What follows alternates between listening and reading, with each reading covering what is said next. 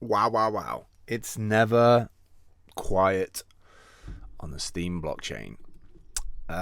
Yesterday, while I was working on some logistics and analog stuff in the daytime, early afternoon, I got a message from Dale saying, like, all the witnesses have been voted out. And to be honest, I wasn't surprised at all. Um, this whole cascade effect, as soon as like the nothing, as I call Justin and the Tron team, um, from Neverending Story, this kind of like voluminous thing that just consumes everything that's depressed or didn't quite make market fit. That's kind of how I see Tron and its acquisitions, the way it acquires things. It just like is this slow moving, when it wants to be, beast that just like consumes and adds it to their own identity like some kind of Borg cube. So I wasn't surprised that we got to this result. I don't think, even if you had the soft fork situation, which was I'm not on the fence about it. It was the right move in terms of securing the chain. This is about decentralized of a chain. That's what DPoS to me stands for, is the ability to have witnesses that secure the chain. But I think if I was to have a harsh opinion about the soft fork, it was the way that the reversal element was used as a bartering chip. You're bartering with somebody who's basically bought steemit and the Ninja Mine, and we all know every detail about Ninja Mine, and it should have been fucking dealt with years and years ago. But that brings up another point to me, is that it was okay while we had Ned and he was malleable and he was, able to be shaped, or he wasn't voting for witnesses. It's okay when we use Steam images at a cost, at a loss of like 2 million a year. So okay when we use the API nodes and the full witness nodes of Steemit, without like deploying or getting a big community together to run our own stuff. It's always easier when you're just like leeching off stuff that exists. And don't get me wrong, like a lot of companies operate like that in this world. Google is a prime candidate that have given away search or giving away email. Not search, but like giving away email access, email accounts, and free services to get you hooked in, to the point that you use it for 5 years, 10 years, and then you don't want to change because you've had this free service for this amount of time, and therefore you've built up trust in it. And therefore, if they start saying, oh, well, actually, we want to charge you left, right, and centre, it's actually a hassle to move because you don't know if anywhere else is going to be better. But this was next level sneakiness. And the fact that I sat for 5 or 6 hours in the Discord yesterday and listened to everybody's opinions back and forth, I was both humbled and shocked at the same time. I think that's just the way that the Steem blockchain is. Like, you either get on board and surf with it, or you just get hit by the tide. But there was a lot of anger, obviously, yesterday. There's probably still a lot of anger now, a lot of frustration that, the top 20 had got like replaced. And it was a hostile takeover, which everybody expected from day zero, regardless of the soft fork or anything. And it exposed a few things for me. One is that business is not emotionally connected to the legacy of your time on a platform. They just come steamroller with their intention, and oftentimes use very, very shady business practices to cover up that takeover, that method those methods that they use. I was really not surprised that people like, oh, hack these bastards, and there was a lot of like aggression, which at the end of the day, there's a lot of anarchists on the Steem blockchain. So and that's where it falls short a little bit for me, actually, on that, because I don't think it is a general public blockchain. And I think we have to accept that, is that we're not going to get the general public here because of the existing user base that's here. And when people were talking about splitting the chain yesterday and forking the chain, that felt like the end of Steam for me, being able to fork it. I see like a handful of people being on Steam, maybe 500 people, 500 like active people, and then that's it. I really don't see Steam as a public general blockchain, although it has a lot of credibility right now that can be built on if done correctly, because the whole damn cryptosphere is talking about this because it impacts everybody. Like the way things went down yesterday impacts everybody. I'm not going to get into technical details, even though I could step through all those technical details to a certain degree. But just know that funds from exchanges and little like phone calls and emails of like, okay, this is what we're doing. Some of the comments coming out of these exchanges of like, oh, we didn't know, we just thought it was a normal hard fork. Of course you did. You knew. You absolutely knew. And then this whole statement, when was it now? Like 4 o'clock in the morning. I woke up at 4 o'clock this morning. So it's kind of weird how like I woke up and then 2 minutes later this happened. This Steem has successfully defeated the hackers and all funds are super safe. Steam Network and Steam Unite community is now stronger than ever since we unite and solve the difficulties. Like, I was going to bring this up last week when I was going through their like visual brand identity book, but there's this megalomania of Justin Sun and Tron of like the Tron name above everything. Like even in their brand guide, they got Earth at the bottom and this notion of taking over everything. They are, in my eyes, and this is kind of this is my opinion. This is not necessarily fact. But if I look at the top 10 dApps of Tron, they're all gambling apps. And I feel like that's how their blockchain operates. It's all a bit of a gamble. They bought uTorrent. They changed uTorrent slightly.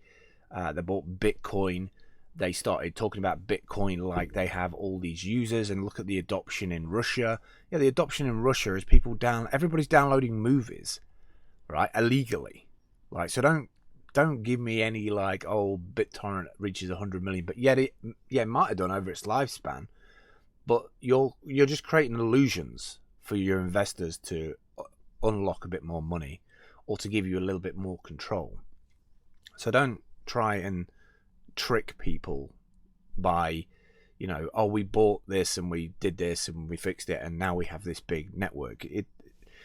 You're changing these things so that Tron Scan looks good, right, on TX records. It might also be a power play of like, well, if we add all these different things together, we can test the load on the Tron network. I get that as well. But ultimately, at the end of the day, I feel like Tron just buys products and services that don't have a market fit. And I feel like that really exposed it for Steam. We also saw a few people resign yesterday, and I don't have any emotional attachment to some of those people, but I do respect their work, especially the blockchain, the main dev, or one of the main devs. I think it was Vandenberg who resigned yesterday. But I know everybody has an emotional, I know everybody's like delicate right now and everybody has an emotional attachment, but I am actually glad that Andraki has resigned, because I tried to interact with Andraki at Steamfest 2, and that's kind of what set me on a downward path with Steam and interacting with communities and getting on with people. Is that I personally find him a bit snakish, and I personally believe he plays both sides. And I think that's a bad fit for a marketing manager for Steemit, or like this big push for Steemit to have a big power play in the community. That's just my personal opinion.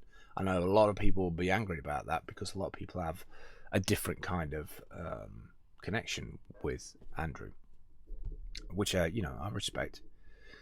But this whole notion that Justin Sun and Tron has defeated hackers, it's kind of an interesting angle, right? If you look at the top 20 that got replaced and the usernames, some of those usernames are really, really dodgy, right? I can imagine those conversations sitting around a table. If we make the witness nodes look like this, name-wise, then maybe we can play this like hacker angle, but this power play, this egotism of like, oh, don't worry, Steam, we came in, we fixed it.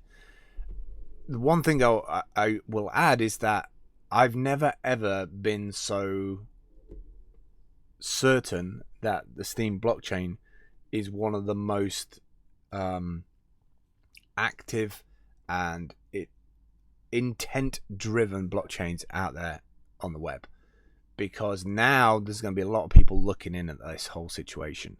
And I think everybody who was in the Discord yesterday who was just like, we've got to keep this conversation going, we've got to make sure people know about this. I think they're right to do that. I see Justin Sun a bit like the guy from what was it, Antitrust, Gary Winston. He's this guy who like just gets all these little fiber cameras installed everywhere and copies programmers' work, and builds this big network called Synapse. And I feel like Steem is Synapse, is like, we now have screens turned on to all of this stuff and exposing this for what it is. But this whole like breakdown of malicious hackers breaking in to Steem, legally owned by Steemit, and then they talk to their lawyers, and they're, you know, this kind of grandstanding of like, oh, don't worry, like, we saved you kind of thing. Act immediately to safeguard the Steem blockchain ecosystem when we still had the chance. And then all of the different exchanges like pulling back really, really quickly was really nuts. And then today, if you look at the witness, I mean, we still got the top 20 of these voted in witnesses. But you can see how much voting power has been added to the 21 to 40. Like, people are trying to get back to the top. But then, what's the damage of this? Like, we have bad actors all over the Steem blockchain, in certain groups. But like, we have somebody now who's reacted to that soft fork and shown us the level of power that they've got to manipulate the narrative, but also the witnesses. But what kind of impact does this have on the Steem community at whole? And I'm not just talking about one community and one Discord server and a handful of, you know, mini Julius Caesars wanting to like have their opinion. Like, I heard so much like stuff in the last 5-6 hours, in the 5-6 hours of yesterday, that I was just like, I'm still processing it. I'm still processing how much stuff happened to one blockchain on one single day. It was nuts. It was absolutely nuts. So one part of me has absolute, like, you know, I can't stop clapping with respect for stepping up to the plate. I heard Exile kind of upset yesterday about like names he's being called and like hurtful comments and just like general bullshit he's had to put up with over the last couple of weeks. Well, you had that for 2 years, Exile, and you pretty much know like where my head's at, because I had the same kind of shit for nearly 2 years as a mod on the Steem Hunt DApp, which then ended up with one of the mods deciding to join, I think, Steam Cleaners to ultimately, with malice and intent, like, get me blocked on Steam Cleaners, which I don't give a fuck about anymore. Like, I'm still gonna post, I don't give a fuck. But what worries me about Steem is that I think part of the Justin Sun situation is that I don't think Steem has a market fit. I really don't. It's just, there's just too, if it had, then the marketing would have been different. As soon as people realize what's going on here, like, yeah, there's things to build, but isn't that like, if we have all these Steem businesses in the top 20 and they're also consensus witnesses, which, you know, makes sense that you want to have more stake and more control or more governance over the chain to be up and to be stable, because you need it to run your Steem business. But isn't that like a what's the words, something of ethics? I can't think of the words right now, but like, I don't know, I feel like it's a problem when somebody has a Steem business and then has to fight or adopt a strategy to create a narrative on the Steem blockchain as community members to also keep themselves in governance in the top 20. Kind of like, It feels very much like if you are not subscribed to if you're not subscribed to our scripture and you don't like adhere to the way that we do things around here, then like you just get nuked.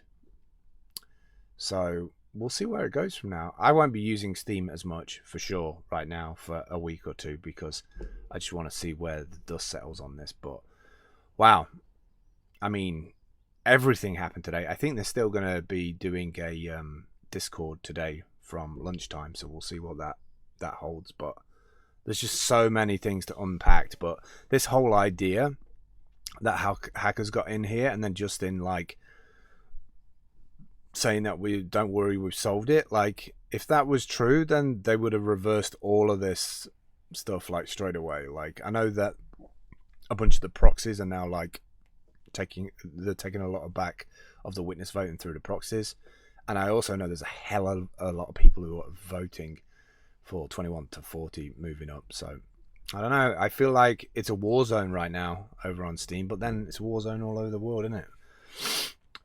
What with Corona and everything else, it's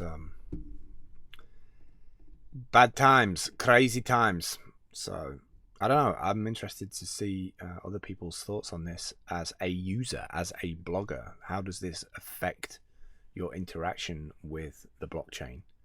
Is this drama too much for you? Is it like overloading you? Does like the resignations fill you with dread, or like are you happy about it because they supported the majority?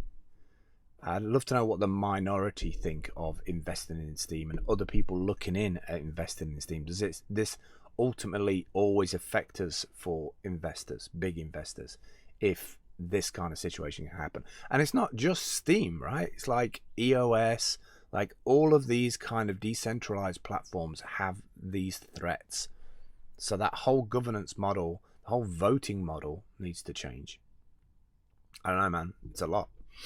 All right, I'll catch up with you soon. Drifting slowly into an empty space.